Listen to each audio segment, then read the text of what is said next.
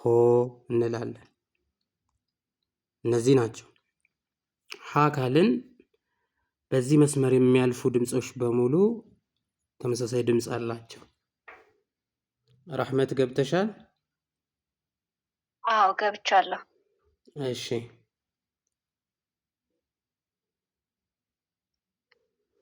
አንደኛ ቤት ድምጽ እንላቸዋለን።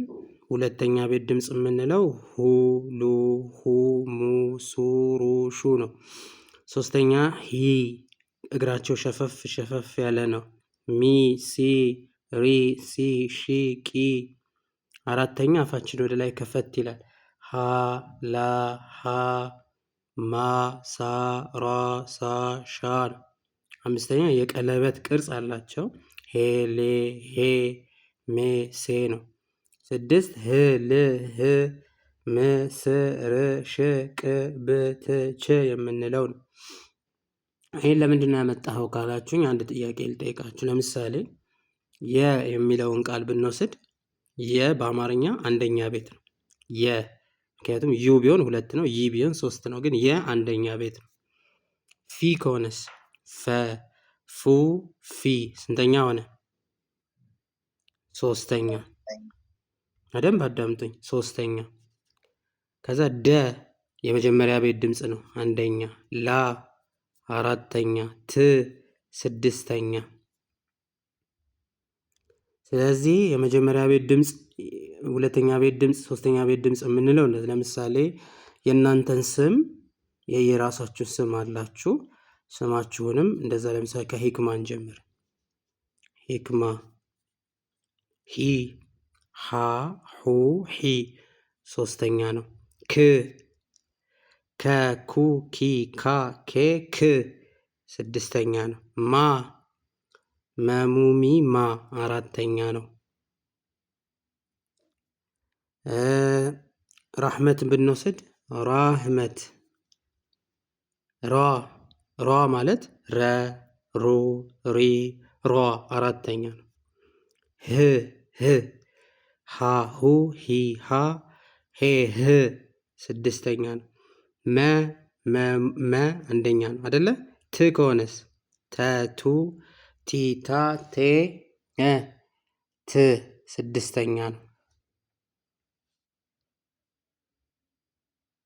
ስለዚህ እያንዳንዱ የአረብኛ ፊደል ለስድስተኛ ቤት ድምፅ እንስበዋለን። ማለት ስድስተኛ ቤት ድምፅ አለን፣ አራተኛ ቤት። ይሄንን ያልኩባችሁ ምክንያት መጀመሪያ በደንብ ስሙኝ አንድ ጊዜ። ወደ ቁርአን ከመግባታችን በፊት እያንዳንዱ የአረብኛ ፊደል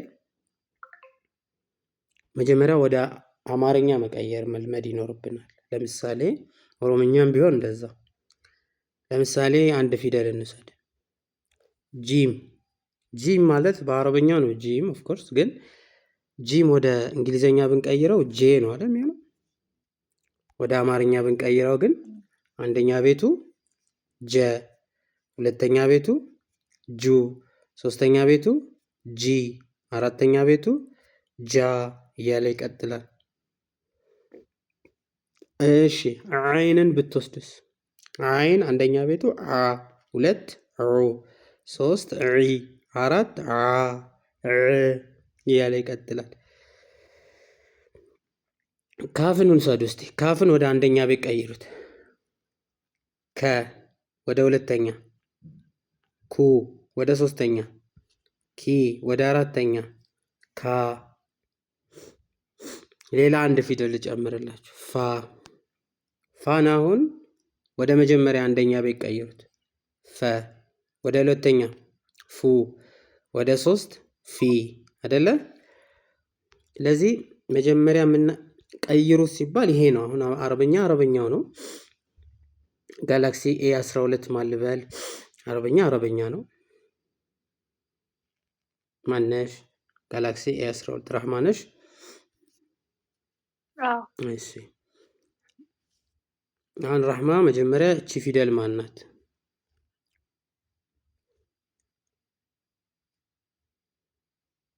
ቃፍ። ቃፍን ወደ አማርኛ እንቀይረው።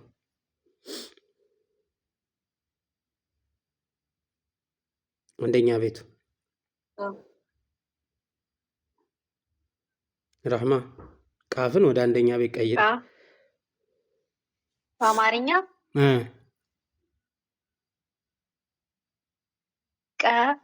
ወደ ሁለተኛ ብትቀይርስ? ወደ ሶስተኛ፣ ወደ አራተኛ ቃ። እሺ ሰያ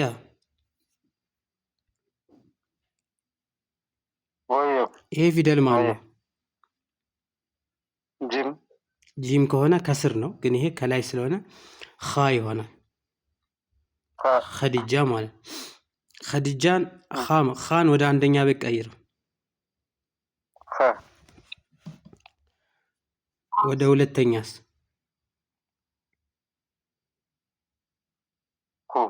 ኹ። ወደ ሶስተኛስ? ኺ። ወደ አራተኛስ? ኻ። ይሄን ለምንድን ነው እንደዚህ የመጣሁት? ትንሽ አላጠገባችሁም? አንድን ጨምር።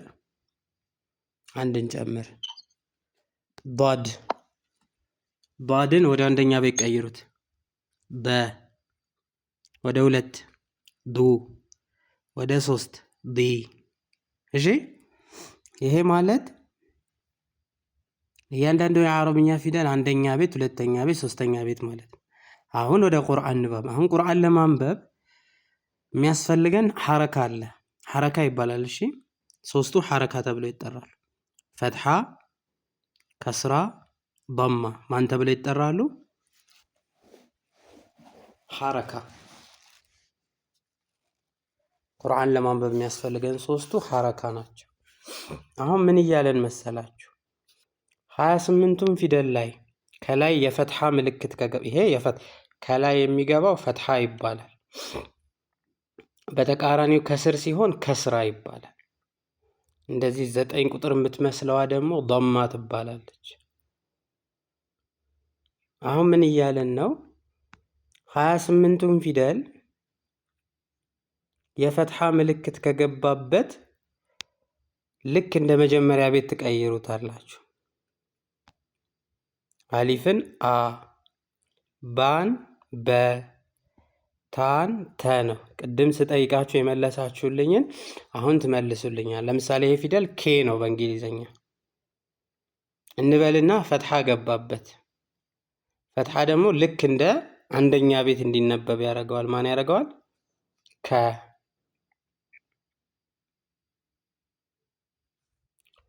ዱማ ከገባበት ልክ እንደ ሁለተኛ ቤት እንዲነበብ ያደርገዋል።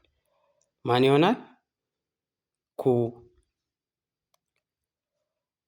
ከስራ ከገባበት ከስር ልክ እንደ ሶስተኛ ቤት ያደርገዋል። ማን ይሆናል? ኪ። አሁን ማፋቀድ የለውም። አሊፍ ፈትሐ አሊፍ ክብዳ አንለም።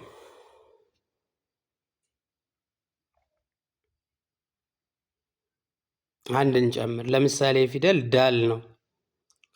ዳል ማለት ወደ ፈትሐ ስላለበት ወደ አማርኛ ወደ መጀመሪያ ሲቀይሩት ማን ይሆናል? ደ እንበልና ዱማ ቢኖርበት ኖሮ ማን ትሉታላችሁ? ዱ። ከስራ ቢኖርበት ኖሮ ዲ።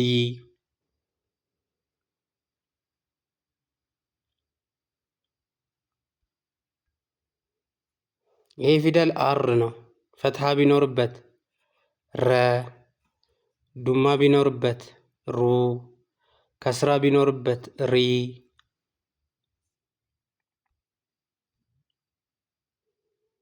ስለዚህ አሁን ባላይ ፈትሐ ሲገባ በ፣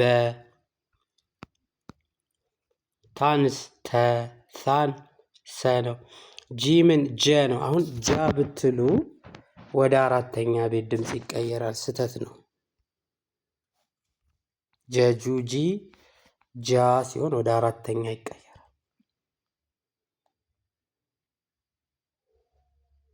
ፈትሐ እያንዳንዱን ፊደል ወደ ስንተኛ ቤት ይቀይርልናል እያልን ነው?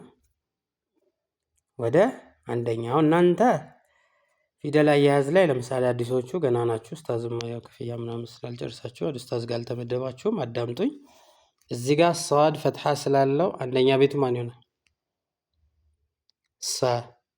አይንስ? አ። ዳልን? ደ። ማፋቀድ የለውም። አሁን ወው ነው ፈትሐ ስላለበት ምን ሆነ? ወ። ላም ፈትሐ ስላለበት ለ። ሀ ግን ፈትሐ ስላለበት ምን ሆነ? ሀ። ወለሃ።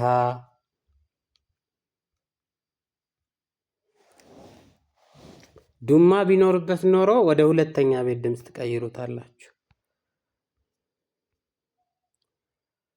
እያንዳንዱ ላይ የዱማ ምልክት ቢኖርበት ኖሮ ድምፁ ወደ ስንተኛ ቤት ይቀየራል? ፈትሐ አንደኛ ቤት እንደመቀየሩ ዱማ ወደ ሁለተኛ ቤት። አሊፍ ላይ ዱማ ኡ። ባላይስ ቡ። ታላይ ቱ። ሳላይ ሱ። ጂም ጁ። ሐ ሑ። ኻ ኹ። ዳል ላይ ዱ። ዛል ላይ ዙ። ራ ላይ ሩ። ሲን ሱ። ሺንን ሹ። ሷድን ሱ። ዷድን ዱ። ወደ ሁለተኛ ቤት ድምፅ ይቀይርልናል። ይህን የሚያደርገው ማን ነው? ዱማ ነው። ከስራስ ወደ ሶስተኛ ቤት ድምፅ። ከስራ ደግሞ ኪስራ እንደማለት ከኩ ኪ ወደ ሶስተኛ ቤት ድምፅ። አሊፍ ላይ ከስራ ቢገባ ኢ። ባላይ በቡ ቢ። ታላይ ተቱ ቲ። ሲ። ጂ። ሂ። ሒ። ዲ። ዚ። ሪ። ወደ ስንተኛ ቤት ድምፅ ቀየረ? ወደ ሶስተኛ ቤት። አሁን ተውትና ቁርአኑን አሁን ያልኩትን ነገር በደንብ ግልጽ እንዲሆንላችሁ እስቲ ይህን ጥያቄ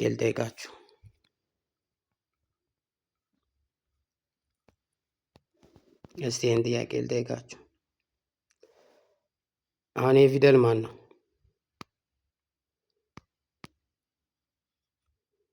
ኤም ነዋ። ይሄ ፊደል ኬ።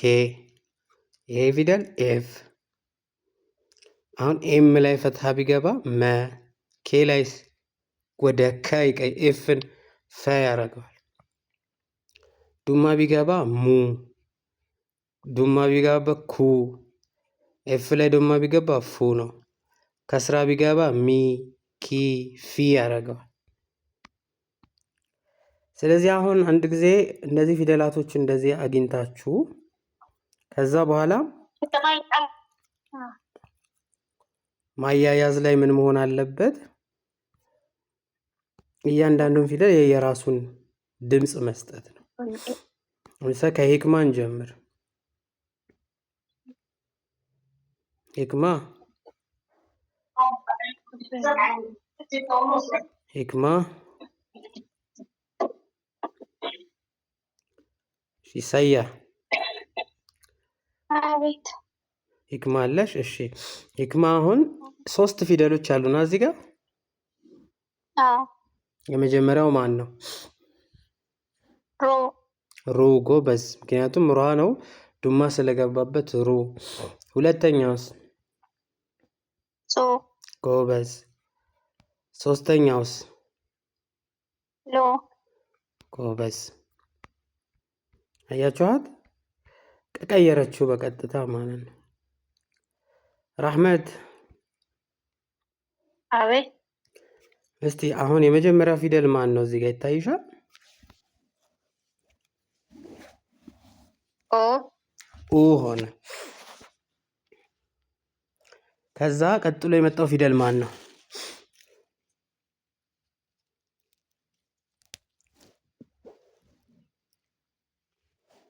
ማን ነው? ከዛ ቀጥሎ የመጣው ፉ። ትክክል ፉ። ምክንያቱም እያንዳንዱን ዱማ ስለሆነ ወደ ስንተኛ ፊደል ይቀይራል? ወደ ሁለተኛ። ቃፍ ላይ ዱማ ቢገባስ?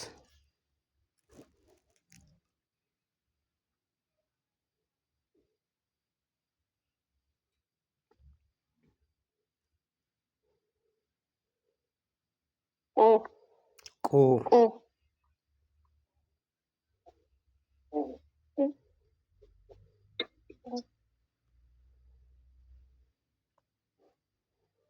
ቁ ድገሚ ውስጥ ራህመት ኡ ቁ የመጀመሪያው መሀል ላይ ያለው ፋ ነው አይደል? ፉ ፉ ከዛስ ከዛ ቁ ቁ ጎበዝ። እስቲ አሁን ደግሞ ሶስቱን እንየው። የመጀመሪያው ፊደል ኑን ነው።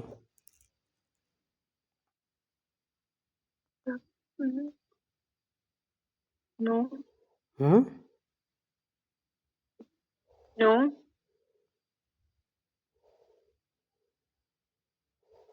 ኑ ጎበዝ።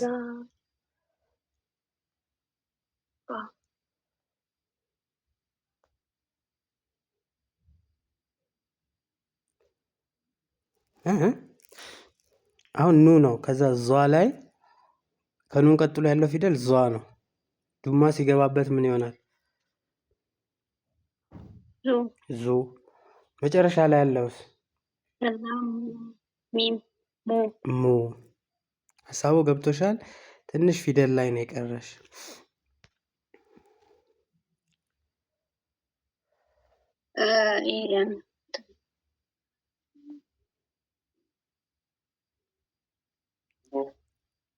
አይደል? እንደ አማርኛ ቅደም ተከተል አለው እንዴ? ምኑ ምኑ ነው ቅደም ተከተሉ? አይ ይሄ ሀሁ እንደሚባለው አማርኛ አረበኛም እንደዛ አላቸው። አይ ቅደም ተከተሉ አይደለም እዚህ ጋር። አሁን ይሄ መጀመሪያው ፊደል ሚም ነው አይደል? ፈትሐ ስላለበት ወደ መጀመሪያ ቤት ድምፅ ሲቀይሪው ማን ይሆናል? ሚም ነው። ሚምን ወደ አማርኛ አንደኛ ቤት ቀይሪው። አንደኛ ቤት የመጀመሪያ ቤት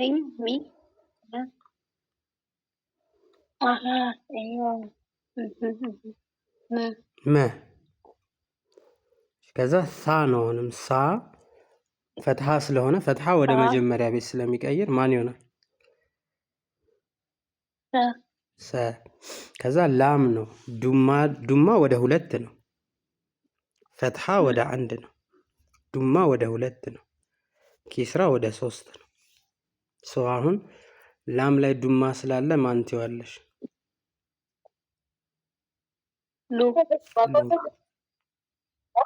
መሰ ሉ። ራህመት አሁን እየገባሽ ነው? እሺ ማን ነው ስምሽ? ዘላለም። ሰላም ሰላም። አቤት። እየተከታተልሽ ነው? ፊደሎቹን ታውቂያቸዋለሽ? ፊደሎቹን አውቃቸዋለሁ፣ ግን ያልገባኝ አሁን ምንድነው ከስራ ደማ ምናምን ሳይሆን ገጣጥሞ ማንበቡን ይቸግረኛል። ገጣጥሞ ማንበብ ላይ መች ደረስን? አሁን አንቺ እንደውም ገና ጀማሪ ነሽ፣ ፊደል መለየት አልተማርሽም፣ ገና ነሽ። አሁን እኔ የጠየኩሽ ያለሁት ፊደሉን ካወቅሽው የመጀመሪያው ፊደል ማን ነው? ያ ፈትሐ ስላለበት ወደ አንደኛ ቤት ቀይሪው። ያ ፈታየ አይደለም። ያው ያ ፈታያ ብለን አይደለም እንቀር። ምንም ማፋቀድ አያስፈልገው። እሺ እኮ ያልገባኝ እዚህ ጋር ነው። ይሄ ማፋቀድ የለውም። ታዩ ማፋቀድ አይደለም። በማፋቀድ ቢሆንማ በ3 ወሩም በ6 ወሩም አያልቅም። አሁን ያ ነው አላማው መሰለሽ። ቁርአን ላይ ያሉ ሄዶ ፊደሎቹ በእንግሊዝኛም በአማርኛም በኦሮምኛም ያው ነው። ሄዶ ይሄኛው መንገድ የበለጠ ለመያዝ ስለሚቀልና ሽምደዳን ስለሚያስቀር እያንዳንዱን ፊደል ወደ አንደኛ ቤት ቀይሩ ብልሽ፣ ለምሳሌ ባን ወደ አማርኛ ወደ መጀመሪያ ቤት ድምፅ ቀይሩ ብልሽ በ ይሆናል። ጂምን ጀ፣ ፋን ፈ አይደለ? አሁን ያ ላይ ፈትሐ ስላለ አንደኛ ቤቱ ማን ይሆናል?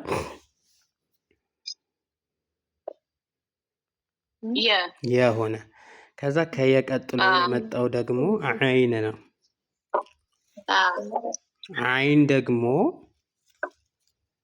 አይን ደግሞ ከስራ ስላለበት ኪስራ ደግሞ ወደ ስድስተኛ ቤት ድምፅ ይቀይራል። ወደ ሶስተኛ ይሁት ለመቀላሉ ፈ ስትሉ ፈ ስንተኛ ነው? አንድ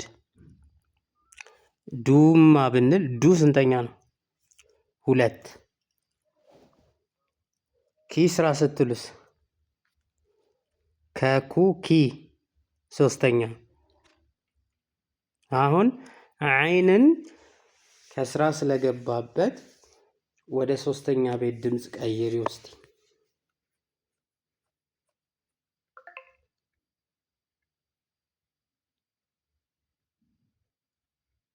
አለሽ።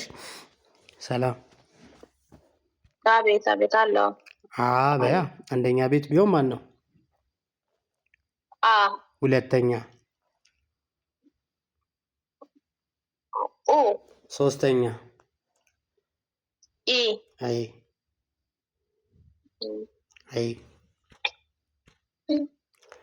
ዳል ደማ ስላለበት ሁለተኛ አሁን ደማ ወደ ሁለተኛ አይደለም የሚቀይረው።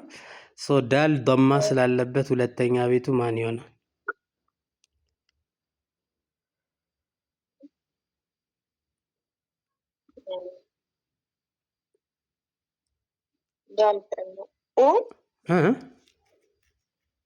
ነው አይደለም።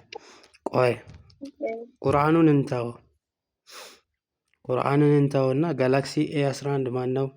ቁርአኑን እንተውና ይሄ ፊደል በእንግሊዘኛ ማን ነው? ዲ ነው አይደል? ዲን ወደ አንደኛ ቤት ቀይሩ ብልሽ ማን ትይዋለሽ? ደ ወደ ሁለተኛ ብትይስ? ወደ ሶስተኛ። በመሰረቱ ልክ እንደዛው እኮ ይሄ ዳሉ ፈትሐ ቢገባበት ኖሮ ደ ይሆን ነበር። ምክንያቱም ፈትሐ ወደ አንደኛ ስለሚቀይር። ዱማ ቢገባበት ወደ ሁለተኛ ዱ።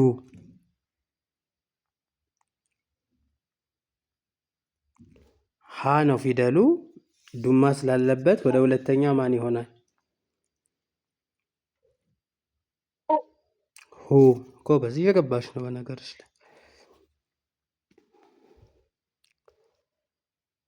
ይሄን እንጨምርሽ። የመጀመሪያው ፊደል ማን ነው? አሊፍ። ላም ነው። አሊፍ ቢሆን ልክ እንደዚህ ነው። ላም ፈትሐ ስላለበት አንደኛ ቤቱ ማን ይሆናል?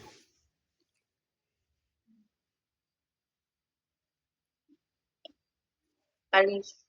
ላም ላይ ነው ያለን። ላም ፈትሐን የገባበት አንደኛ ቤቱ ማን ይሆናል?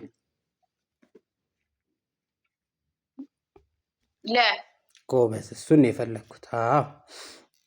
ከዛ ቀጥሎ የመጣው ፊደል ደግሞ ጧ ነው።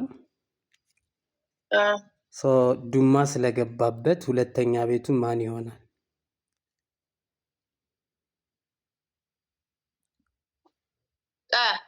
እሱማ አንደኛ ነው። ዱማ ነው አሁን ያለው ላዩ ላይ ያለው ዱማ ስለሆነ ወደ ሁለተኛ።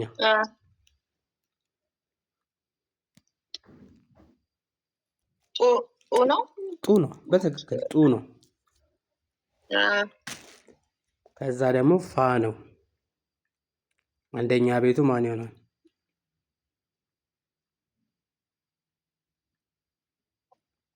ፈ ነው። አንቺ ጀማሪ ነሽ። ኢንሻአላህ ከኡስታዝሽ ጋር ትገናኛለሽ። ሀጀራ ረህመትና